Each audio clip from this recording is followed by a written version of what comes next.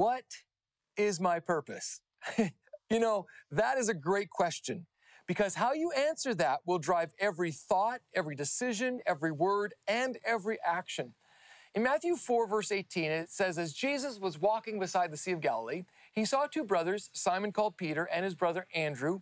They were casting a net into the lake, for they were fishermen. That was their purpose. But in verse 19, Jesus said, come follow me, and I will send you out to fish for people. So at once they left their nets and followed him. Now, maybe you've heard this term fishers of men before, and you wondered, what exactly is that? Well, there's a lot of ideas. For some people, it means, someone who changes the world or someone who makes converts or maybe a mega evangelist. For most of us, if we're honest, it seems unattainable for somebody else.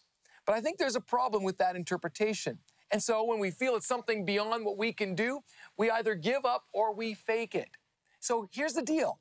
If your purpose and if what Jesus was saying was some task that you got to strive for it, you got to achieve it, you got to control it, here's what happens. It dissolves quickly into a man-made system. It's what we call politics, religion, tribalism. So you're wondering, maybe, how do I know? How do I know if my purpose has become a task? Well, I'll tell you how. You have an agenda. People become a box to check off on your spiritual box, or you get frustrated because people aren't doing Christianity right, or you get angry because people aren't helping you accomplish your goals. So if that's not what Jesus meant, what did he mean? I think it's actually really powerful, really simple.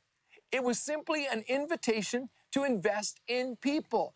And this is what Jesus did. It wasn't to do something, it was to be something. See, it's not about your ability, but your availability.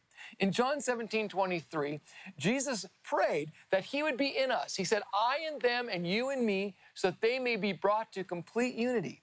Then the world will know that you sent me and have loved them, even as you have loved me. See, you know what I think Jesus thinks our purpose should be? Simply to help others see what love does in a life surrendered to it. You see, my wife has this little plaque that she has on our door, and I love it. Every time I walk out my front door, I see it. It says, to the world, you might be one person, but to one person, you might be the world. So, who are you investing in? What I've learned is that nothing can limit presence. So are you committed to that? I think, personally, this is what Jesus meant when he said, you and I are to be fishers of men. It means that we are to give our lives investing in others so they can experience God's love. It's not so much what you do, but who you are and who you're becoming. So I want to encourage you, become who God created you to be, what his love mandates from you. And that is a stepping stone toward who God has called you to be.